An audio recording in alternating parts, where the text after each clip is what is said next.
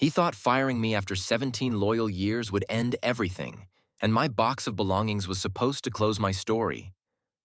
The smirk on his face carried certainty that numbers mattered more than the decades I had given this company. I walked out with my dignity intact, and yet humiliation burned like acid beneath the quiet calm I forced myself to keep. That calm was not surrender, because silence can become sharper than outrage when truth is already prepared. I had given this place weekends, holidays, and years my family will never receive back. My reward was a public dismissal that turned loyal service into a footnote erased by arrogance. He thought I would fade quietly, but he never understood that trust built across decades cannot be replaced by spreadsheets or interns. The humiliation was deep, but clarity was deeper, because I knew the storm had only begun. The day after I was dismissed, I woke early with the weight of humiliation pressing against my chest, and I sat in the kitchen staring at a cup of coffee that had long gone cold. I thought about every holiday spent traveling for clients, and every family dinner I missed while sitting in airports hoping contracts would close. My wife used to remind me that hard work brings stability, and I always believed her because sacrifice felt like the only way to keep the roof above us steady. The company had grown through my sweat and persistence, yet it cast me out like a liability the moment someone younger promised efficiency. I replayed the words from that meeting again and again, not because they mattered, but because the cold tone carried no recognition of the years I had given. I remembered late nights building relationships with clients that trusted me enough to call during emergencies, because they knew I would answer no matter the hour or circumstance. Those clients were not numbers on a spreadsheet. They were people who remembered the sacrifices I made for them, and they remembered the promises I never broke. What my boss did not understand was that loyalty does not transfer automatically to a new face with shallow confidence. He thought customers would accept any replacement if the contract price looked appealing. But relationships are not bought like supplies stacked in a warehouse. I began writing down names on a pad, not to plan anything improper, but to remind myself that my worth existed beyond one office door closing.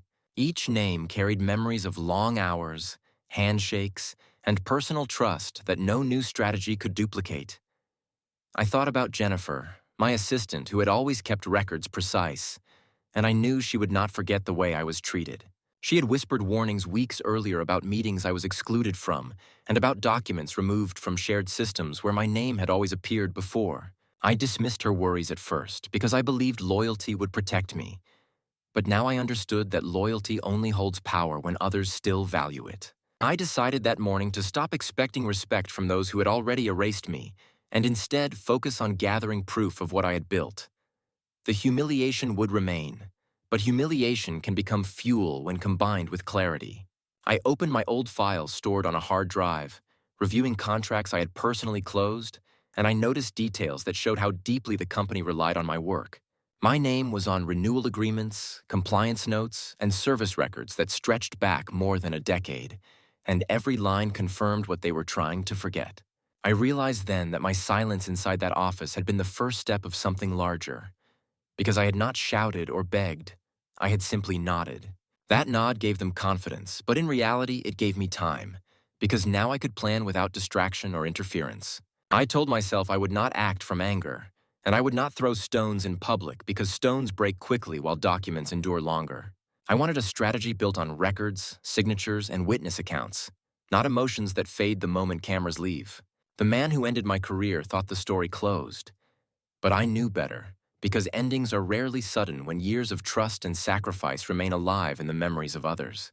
That morning in my kitchen, I finally accepted that my patience was not weakness, it was preparation. The humiliation remained sharp, but under it, I felt the first traces of calm determination taking root, and I knew Wednesday would not be his victory but the beginning of mine. The first calls began sooner than I expected, and they arrived not from family or friends, but from clients who had heard whispers about my sudden departure. One client asked why invoices were delayed, and another wondered why familiar names no longer appeared on correspondence. I did not explain everything, but I listened carefully, because their frustration confirmed what I already knew. The company believed it could erase me quietly, yet the gaps in service revealed my absence louder than any statement I could make. I wrote every complaint into a notebook, recording dates, names, and reasons for dissatisfaction, because details matter when patterns become evidence.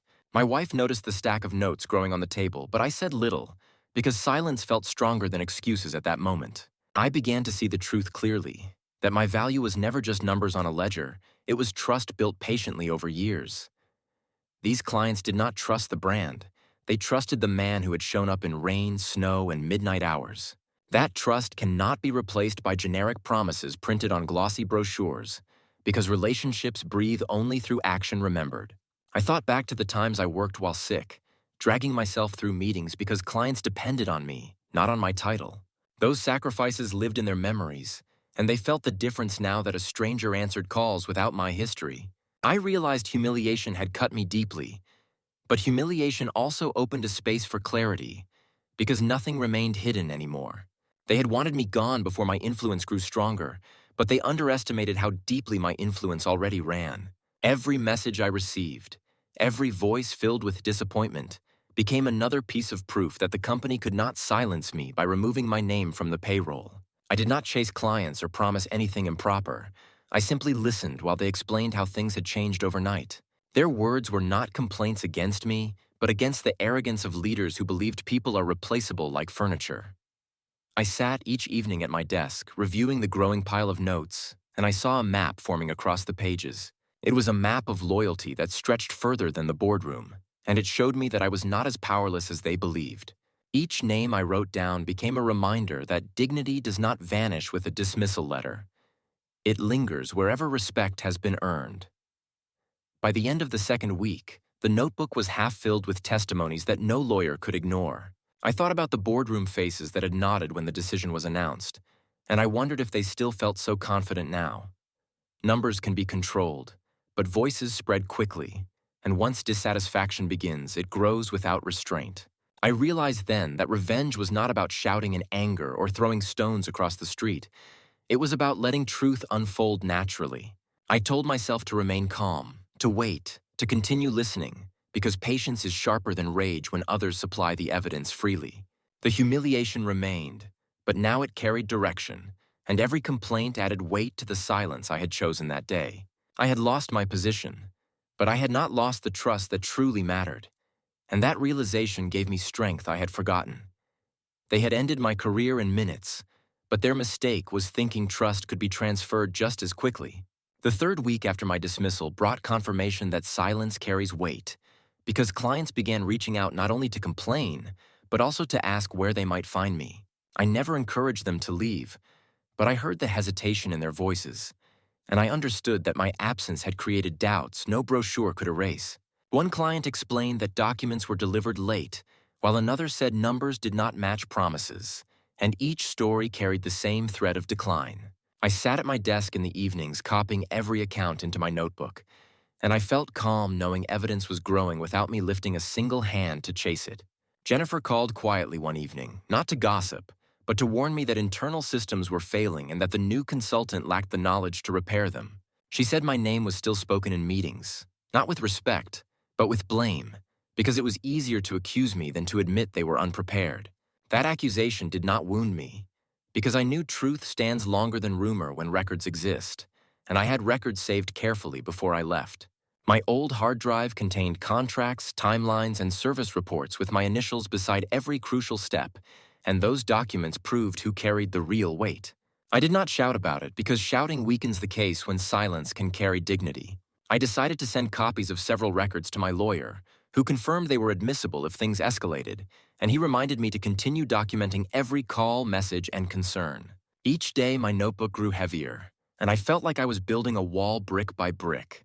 Not a wall of anger, but a wall of proof. The humiliation of being escorted out in front of staff remained sharp in memory. Yet I realized humiliation was temporary while evidence endures. The company wanted efficiency, but efficiency collapsed when the foundation of trust was stripped away, and I was that foundation whether they admitted it or not. One afternoon, I received a message from Patricia, a longtime client, who told me she had refused a new contract until I was consulted, and that single note reminded me that loyalty can outlive titles. I did not answer with promises. I only listened and thanked her for remembering, because gratitude matters more than anger when dignity is on the line. That night, I sat outside with the cool air on my face, and I thought about how years of sacrifice were now rising like a shield around me. Every late night, Every missed celebration, every mile traveled had turned into a line of defense stronger than anything they built with management talk and empty charts. They thought I would be silent forever, but silence used with patience becomes louder than any public accusation. I knew then that revenge was already unfolding without me pushing it forward, and all I had to do was continue recording, continue waiting, and continue believing that respect built slowly can outlast arrogance built quickly. The notebook was no longer just a collection of words. It was a testimony of loyalty that could not be erased, and I felt the first calm satisfaction. Since that morning, I carried my box out of the building. By the fourth week, I understood that humiliation was only the surface, because beneath it lay patterns too consistent to ignore, and each pattern became another piece of proof. The company had believed clients would stay no matter who answered their calls, but cracks widened quickly once promises failed, and soon whispers reached me even without effort. I heard from Jennifer again, who described how meetings grew tense as leadership blamed younger staff for mistakes created by arrogance at the top. She said files were missing, deliveries delayed, and communication lost between departments that had once relied on my coordination. I did not celebrate her words, but I recorded them carefully, because details matter when truth must be presented in places where emotion holds no weight. I reminded myself daily that anger solves nothing, and that patience builds strength silently until the right moment arrives. I reviewed old contracts stored in boxes at home, and I found letters from clients praising my reliability in moments of pressure, each one carrying signatures impossible to deny. These letters became a reminder that trust is documented not only through numbers but through gratitude preserved in ink. I shared some of them with my lawyer, who smiled and said the picture was growing stronger, and that legal channels value patterns more than single events. I thought back to the day I walked out carrying my box, and I realized they had underestimated the depth of what I carried within me as well. Notebooks, contracts, letters, and memories formed a network they could not erase with one careless meeting. Each night, I organized my files with steady hands, and I saw the outline of a case forming quietly like a storm building in the distance. Patricia reached out again, this time more openly, saying that her board questioned whether the company could deliver without me, and she hinted that loyalty to me was stronger than loyalty to their contracts. I never asked her for such words, but I wrote them down, because clients' doubts hold weight when judges read sworn statements. I sat at my kitchen table staring at the growing pile of paper, and I thought about how my sacrifices were returning in unexpected form. Every hour I had given without complaint had planted seeds of loyalty that now bloomed without my intervention. The humiliation that once felt like a wound was slowly turning into a weapon, not of violence but of truth, crafted from records, signatures, and memories aligned against arrogance. I kept telling myself not to rush, because revenge that arrives too early weakens itself, but revenge that arrives through order and patience becomes undeniable. I could feel the balance shifting quietly, and I knew they did not see it yet, because arrogance blinds faster than time heals. My silence had become my strongest voice, and every page I gathered spoke louder than any words I could have shouted that first day. I looked at the files once more before resting, and I knew the storm was coming closer, and when it arrived, it would not roar with anger. It would speak with undeniable clarity. The fifth week brought an industry conference that I'd attended faithfully every year, and even though I no longer carried the company badge, I decided to walk through the doors as a guest. My dismissal was already public knowledge, and I could feel eyes on me as I moved across the floor. Yet I carried myself calmly because dignity remains even when titles are stripped away. Noah stood at the front during a presentation, introducing Evan as the new face of client relations, and his smile carried the same arrogance I remembered from the meeting where he ended my career. He spoke about modernization, digital systems, and efficiency, but the faces in the audience looked unimpressed because they were not there for theories. They were there for results. I listened quietly at the back, and when his session ended, I noticed several clients approach me instead of him, shaking my hand with warmth that he could never fake. They did not ask me to return, but they asked how I was, and their eyes carried disappointment toward the company that had erased me. I did not boast or whisper, but I noted every interaction, because these small signs of loyalty mattered more than any speech about innovation. Patricia found me near the coffee station, and she explained that her board was holding contracts in limbo, waiting to see whether promises would be kept. I nodded and thanked her, but inside I felt confirmation that loyalty cannot be severed by a single decision. Later that afternoon, I overheard two executives whisper that Evan had already lost track of key accounts, and that confusion spread across departments. I did not smile at their failure, but I recognized the pattern clearly: arrogance followed by decline, and decline followed by blame. I returned home that evening and opened my notebook, writing every detail carefully, knowing that conferences often reveal truths more quickly than boardrooms. I realized humiliation was shifting away from me and toward them, because public eyes had begun noticing what I already knew privately.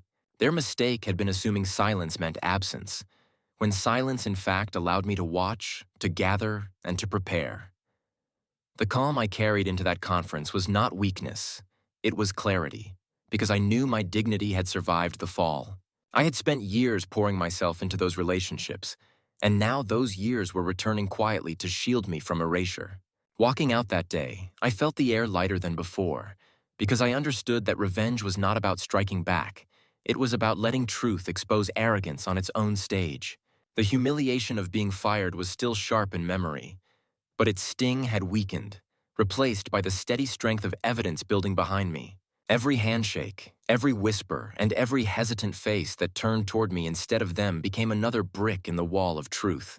I drove home in silence, grateful for patience, and certain that the storm approaching would no longer be mine to endure, but theirs to face. The 6th week after my dismissal revealed how fragile their structure truly was, because the discovery process began once my lawyer filed preliminary claims of wrongful termination and contractual mismanagement. He explained that discovery is never about emotions. It is about records, signatures, and testimony, and he reminded me to remain patient. I handed him my notebooks filled with dates, names, and complaints, and I watched his eyes sharpen as he turned the pages. He said the patterns were undeniable, and that patterns persuade judges more than outbursts ever could. That night I thought about the long years I had given, and how every mile traveled and every weekend lost had become silent witnesses inside those pages. Jennifer provided sworn statements about meetings where my contributions were erased from records, and her notes aligned perfectly with the client complaints I had already gathered. Patricia and others agreed to provide testimony about service failures after my removal, and I realized then that loyalty was no longer a private feeling. It had become public evidence. The company tried to shift blame onto Evan, but his inexperience was not the cause, because the true failure was arrogance, and arrogance leaves fingerprints everywhere. Emails surfaced showing Noah discussing the removal of senior staff as cost savings, and those words carried more weight than any polished explanation. My lawyer explained that arrogance often writes its own confession when typed into messages believed private, and he smiled as he added copies to the growing file. I stayed calm because calmness was my sharpest weapon, and I wanted the truth to speak louder than my anger ever could. Each evening, I organized documents into folders, and I marveled at how orderly revenge can become when built on silence and patience. I reminded myself again that revenge was not about hurting them. It was about restoring my dignity, and dignity rests best upon order.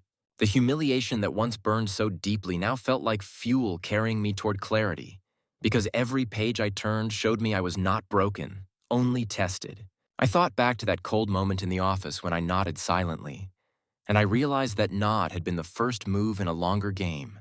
They believed it was surrender, but it was simply a pause, and pauses can become powerful when followed by strategy. My wife noticed the change in me, the way my steps grew steadier, and she understood that silence no longer meant defeat.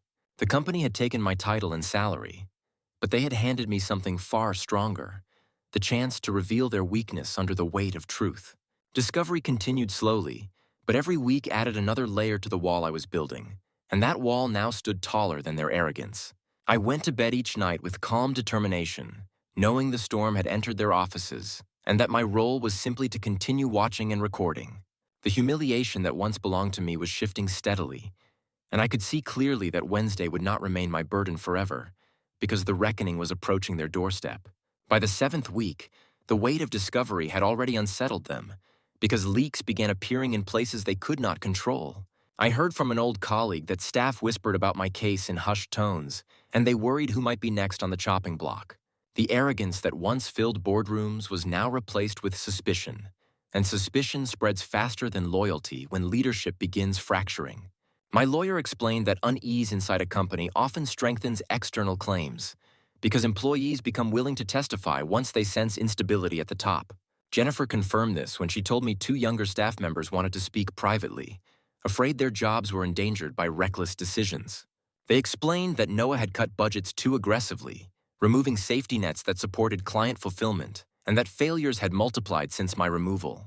Their statements were signed carefully, notarized, and filed as part of the growing case, and each signature became another stone in the wall. I realized then that revenge was not only about what I carried, but also about what arrogance forced others to reveal.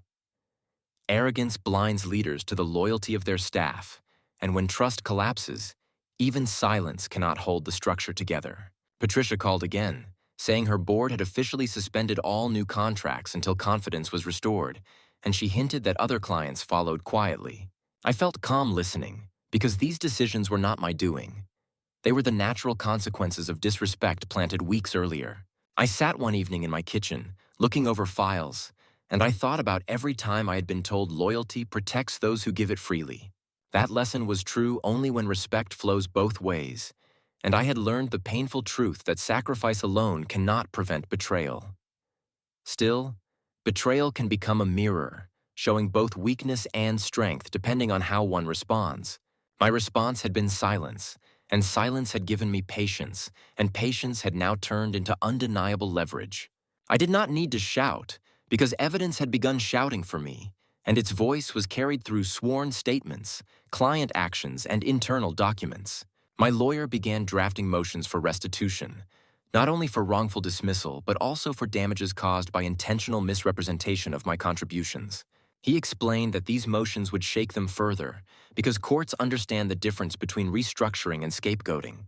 I went to bed that night with clarity, knowing their confidence had eroded and their foundation was crumbling faster than they realized. The humiliation of being escorted out had faded into a memory, replaced by a steady satisfaction that dignity was returning brick by brick. I understood now that revenge does not require destruction.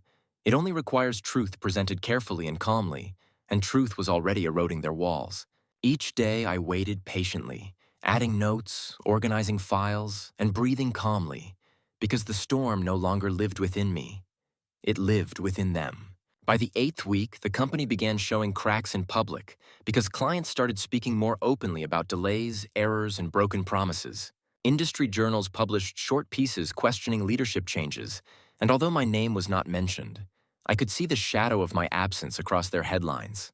My lawyer explained that reputation often unravels faster than balance sheets, because perception spreads before numbers appear, and perception once lost is difficult to rebuild. I read those articles carefully, clipping them into my growing files, because public perception can become powerful evidence when tied to private documents. Jennifer called one afternoon and told me that morale had collapsed inside the office, and that meetings ended with shouting instead of plans. She said younger staff members avoided taking responsibility because everyone feared becoming the next scapegoat, and fear is poison when leadership requires trust. I listened quietly, noting every detail because truth rarely arrives in one moment. It arrives in fragments collected patiently over time. Each fragment became another nail in the structure of my case, and I began to see the picture more clearly with every passing day. Patricia wrote formally to my lawyer, confirming that contracts were suspended and that her company had lost confidence in Morrison Industries, and her letter was notarized to preserve its weight. That single letter carried more strength than a dozen complaints, because it was official and permanent, and courts value permanence above emotion. I sat at my kitchen table reading it again and again, and I felt the sharp memory of my humiliation begin to soften. What once cut me like a blade now felt like fuel, driving me toward clarity that dignity was already being restored. I had thought for weeks about revenge, but now I understood that revenge was not the right word, because what I sought was not destruction but recognition. Recognition that years of sacrifice could not be erased in one meeting. Recognition that truth survives arrogance. Recognition that silence when used wisely becomes louder than shouting. My lawyer said the case was building toward arbitration, because companies fear courtrooms when evidence is too clear to twist. Arbitration would still be formal and binding, and he explained that my records, client testimonies, and press clippings formed a chain impossible to ignore. I felt calm hearing those words, because calmness had carried me this far, and calmness would carry me through the next stage. That night I walked through my home, touching walls I'd worked years to afford, and I reminded myself that stability built slowly does not collapse with arrogance. I knew storms were moving closer to them now, not to me, and that truth would speak soon in a language no one could silence. The humiliation that had once belonged entirely to me was now balanced by the humiliation they felt as their structure weakened under the weight of their own pride. I slept deeply that night, with patience still my companion, and determination still my shield, waiting for the day when silence would finally end with undeniable clarity. By the 9th week, my lawyer finalized preparations for arbitration, and I watched as the evidence folders grew taller than any words of denial they could prepare. Each binder carried contracts, letters, sworn statements, and public articles, and together they painted a picture of loyalty discarded and arrogance exposed. I thought about that morning I was escorted out, and I realized their victory had lasted only minutes, while mine had been building patiently ever since. Jennifer confirmed that the office had become hostile, with managers pointing fingers and staff avoiding responsibility, and she said my name was still mentioned, not with respect but as a scapegoat for every mistake. That blame no longer hurt me, because I understood clearly that scapegoats are chosen only when leaders are desperate, and desperation reveals weakness. Patricia wrote another letter, this time explaining how her board had shifted contracts toward independent providers, and she noted explicitly that my absence was the reason. That letter carried heavy weight, because it transformed private dissatisfaction into documented proof of measurable losses tied directly to my removal. I copied the letter carefully, placing it beside the others, and I felt dignity returning piece by piece as my sacrifices gained recognition. My lawyer said Noah was attempting to argue that my departure was part of restructuring, but the evidence showed otherwise, because internal emails proved intent to remove me specifically as an expensive burden. Those words, cold and thoughtless, stood out in bold print, and they revealed exactly how arrogance sees loyalty, as nothing more than a cost to erase. I looked at those words again and again, and I felt no anger, only clarity, because words like that carry consequences when exposed to judges. Evan, the young consultant, began facing criticism, and articles described his inexperience openly, and although I had no part in it, I saw clearly that arrogance eats its own allies when pressure builds. I stayed silent because silence still served me, and silence still carried weight greater than arguments. At night, I organized my files once more, making sure each piece was aligned with dates, signatures, and witnesses, because order creates strength in rooms where voices compete. The humiliation of that first day still lived inside me, but now it no longer burned. It only reminded me why patience matters. Every hour spent building that wall of evidence had restored a part of me they thought they erased. I understood that revenge was not destruction, it was restoration, and restoration comes only through clarity and proof. Arbitration was scheduled for the coming weeks, and I felt steady knowing that the storm was not ahead of me anymore, but behind me, pressing harder against them with every passing day. By the 10th week, arbitration finally arrived, and I walked into the room carrying silence like armor, because silence had been my sharpest weapon from the very beginning. The company's lawyers sat across the table, their folders stacked neatly, but I knew my evidence was heavier than their arguments could ever be. My lawyer opened with a timeline built from contracts, testimonies, and letters, each page carrying signatures impossible to dismiss, and the arbitrator listened carefully, writing notes as proof filled the air. Noah sat rigid, his confidence thinner than before, and I could see him glancing at Evan whenever another failure was revealed. Jennifer's testimony arrived in clear statements, describing meetings where my name was removed from records, and her calm tone carried more truth than 100 speeches. Patricia's notarized letters were read aloud, each line connecting the company's decline directly to my dismissal, and those words cut deeper than any accusation I might have spoken. My lawyer explained that efficiency had been the excuse, but arrogance was the cause, and he showed emails where Noah described me as an expensive burden, even while clients praised my work. The arbitrator raised his head at those words, and I recognized the shift, because moments like that change the weight of entire proceedings. Evan tried to defend himself, but his answers stumbled, and each response only revealed his lack of knowledge about contracts I had once managed with care. I sat quietly, hands folded, saying little, because dignity grows louder when others collapse under their own contradictions. The company's counsel argued restructuring, but evidence showed targeted removal, and the arbitrator asked directly why so many clients had withdrawn after my departure. There was no answer strong enough, only vague claims of market changes, and those claims fell flat against the clear timeline of losses. My lawyer pressed further, showing that client trust is not transferable like equipment, and the arbitrator nodded slowly, writing notes that carried the weight of recognition. Hours passed, evidence stacked, and silence from me remained unbroken, because I did not need to speak when proof spoke louder. By the close of the day, I felt no triumph, only clarity. Because dignity was no longer slipping from me, it was returning piece by piece with every word entered into record.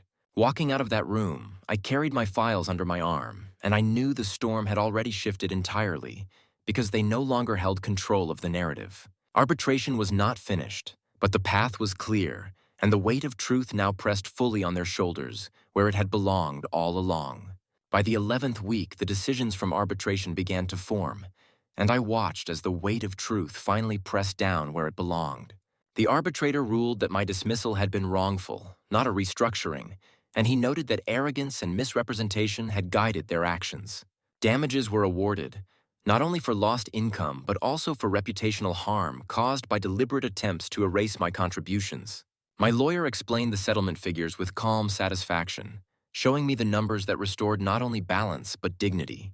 I signed the documents with steady hands, remembering the humiliation of being escorted out, and I felt that humiliation dissolve as clarity replaced it.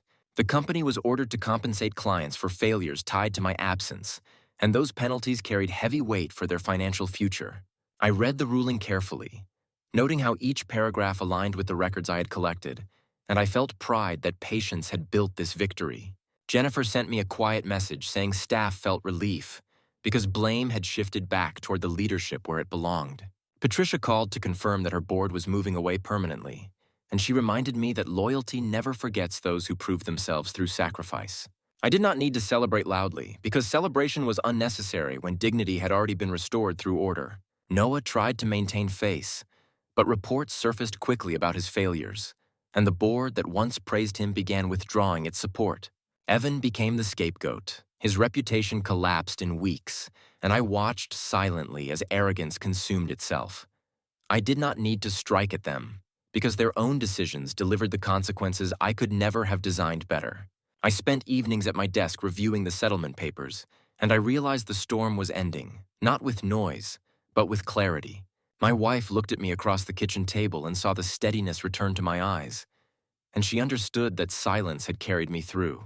The humiliation of dismissal no longer defined me. It had become the foundation of my vindication, and that shift mattered more than numbers ever could. My career had been ended in minutes, but my dignity had been restored piece by piece through months of patience. They thought Wednesday would be my ending, but Wednesday had become the beginning of their unraveling, and now the weight of truth rested fully on them. By the 12th week, the case had closed entirely, and I walked away carrying not bitterness but clarity, because clarity was the gift earned through months of humiliation, silence, and patience. The settlement funds arrived quietly into my account, but the greater victory was invisible, resting in the restoration of dignity they had tried to strip away. I sat in my home office surrounded by the files that once felt heavy, and I realized their weight was gone, replaced by calm satisfaction.